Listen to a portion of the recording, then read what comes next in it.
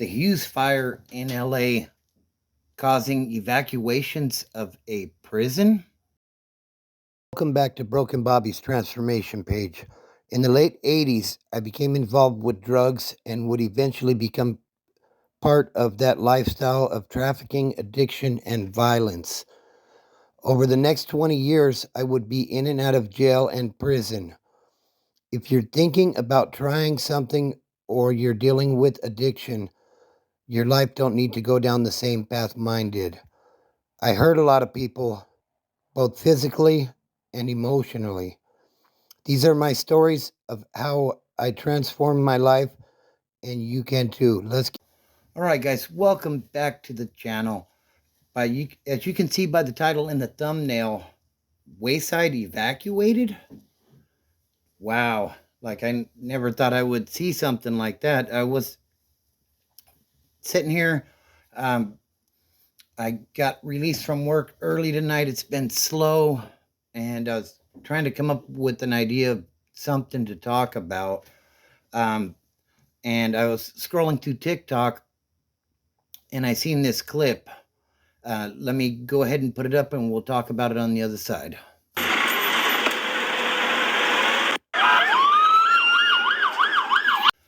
Okay, so I've never seen anything like this before.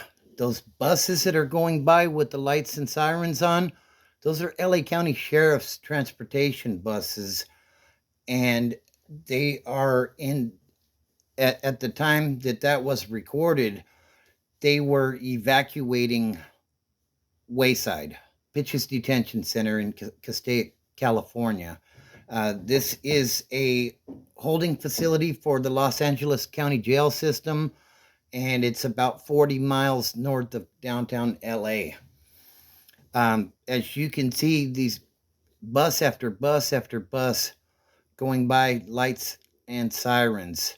Now, I've seen a lot of, I've seen other content creators talk about what the protocol is during a natural disaster, so to speak.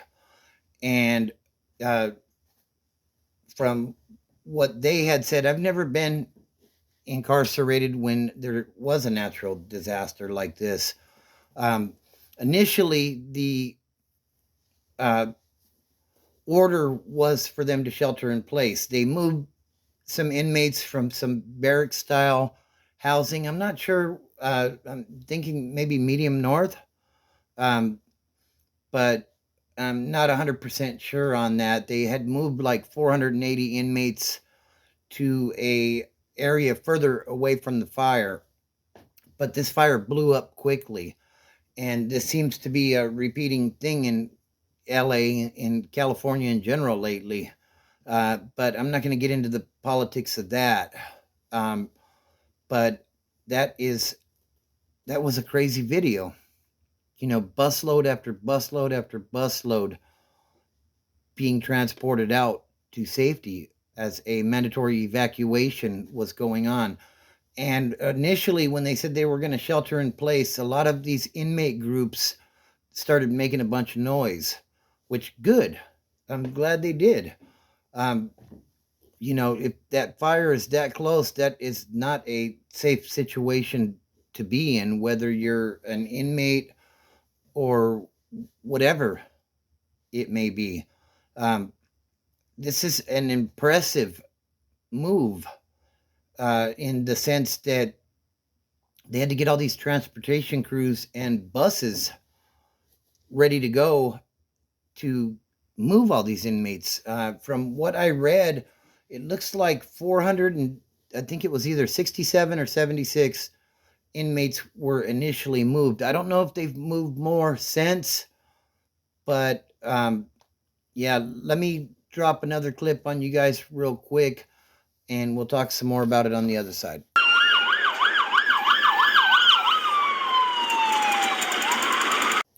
Yeah, so as you can see, I mean, there were probably, in the full clip that I seen, there were probably about 20 of those buses that went flying by, lights and sirens. And I would imagine the people that were in traffic seeing this were probably mesmerized by this whole situation. If you drive that particular freeway, I believe that's Interstate 5, or maybe the 405, but it's in the coming out of the Castaic area, uh, and it's not that uncommon to see those sheriff's buses transporting inmates back and forth between Min Central and Wayside. Basically, Wayside has three separate facilities. They have Medium North, they have Supermax, and they have the East Blocks, which is like a higher level of custody within that complex. I'm not sure exactly how many inmates are housed out there, but I do know uh, the LA County system typically holds around 20,000 inmates. So, and that's between Men's Central Jail, which is downtown.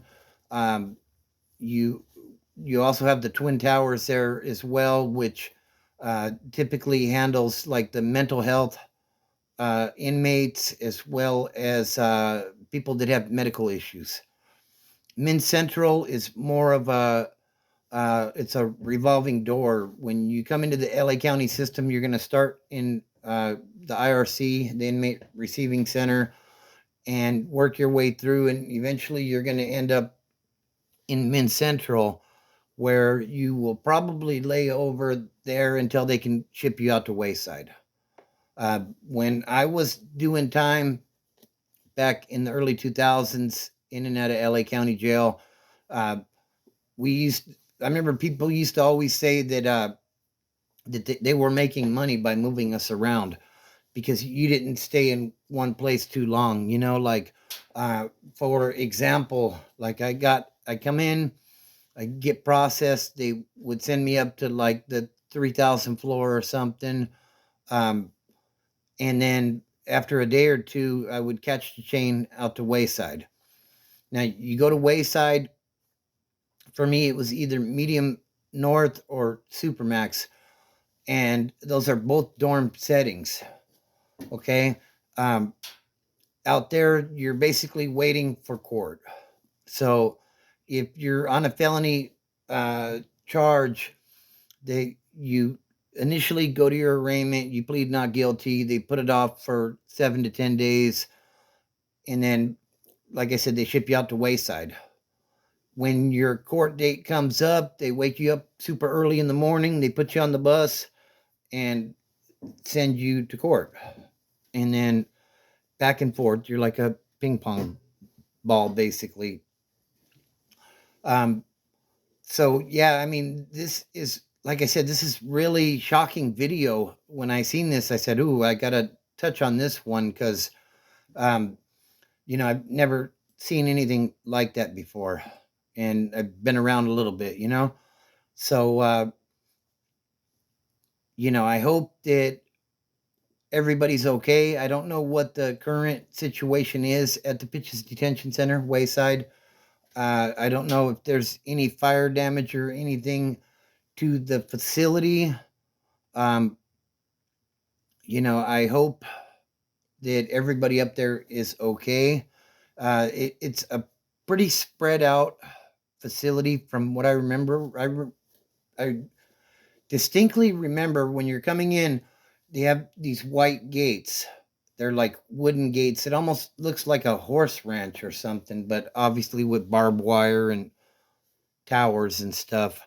Um, but you know, this is I can't imagine being in that facility and smelling smoke. You know, um, we're all big bad hardened criminals, right? But when you don't have the power to get yourself to a safe spot and you're relying on others to make that happen for you, that can definitely be very frightening, and very frightening for your family if you're watching the news and you say, "Oh man, Bobby's out there," type of thing. Because you, as an inmate, and I know we broke the law, and we put ourselves there, right? That's what a lot of people are going to say. But at the same time, we're still human beings, and not everybody in there is necessarily a bad person. I mean, we made a bad choice, obviously, to end up there. And from what I can tell you, from what I remember, in Wayside, you have everything from drunk drivers to straight up killers. So, you know, imagine catching a DUI and, now you're in Wayside and you smell smoke and like it's not funny, but, um, like I said, I hope everybody is good out there. And if they need to evacuate more people, hopefully they have the manpower to get it done in a timely fashion because these fires do move fast. And last I seen, I think it said it was at like 30,000 acres. So, I mean, this thing blew up really fast and it gets really windy out there. So, that really fuels these fires and gets them moving along quickly. So, shout out to all the inmates that are in that facility or that have been moved. Uh, I hope everything turns out good. Um, One thing I will say in closing, and it may sound like a broken record from me, but um, the thing is, if we don't do things like drugs that are going to put us in these situations, then we won't have to worry about doing these things. uh, or being in these situations. Like, do you really want to find out what the protocol for a natural disaster is when you're incarcerated? Um, I know I wouldn't, and when I seen that, my jaw hit the floor. And I said, oh, wow, these poor people. And, not only the inmates, but what all the staff that works there as well. Like, they need to be, I mean, they can get in their cars and evacuate, I guess. But this is just a bad situation all the way around, and I'm keeping them in my prayers. And I hope everybody is okay. Men's Central is going to be super crowded tonight with that influx of bodies. But if I get any more information on this one, I will definitely do a short or something and give you guys an update. Um, remember, it's just about the company that we keep. If you're struggling with addiction, you can do this. I believe in you. If nobody else has said it, I believe in you. Very few people believed in me when I was in my addiction. And, I hold the ones that did very dearly to me now. Um, so, anyways, I hope everybody's having a good day. Uh, Family, fitness, and freedom are the things that allowed me to straighten out my life and not have to worry about what the protocol is in a natural disaster. And they can help you as well. If you're struggling with with addiction, I'm having trouble with my words here. Then find a meeting or something. You know, uh, that's the best way to start. Find a meeting and find some help because help is out there. And if you're ready, then the meetings are there. And if you find a meeting that you don't like, then find a different meeting. And at first you probably won't like any of them, but if you're serious about changing your life, that's the way to do it. Also, there's programs like the Salvation Army. um, there's quite a few programs out there, in-house residential treatment programs that can help you get a running start towards sobriety. So I want to give a shout out to Taftwood, who donated on the live last night. I really appreciate it. Actually, by the time you see this, it'll be the night before last. But I appreciate you, brother. I hope you're doing well. So, you know, don't look at the mountain, just start climbing.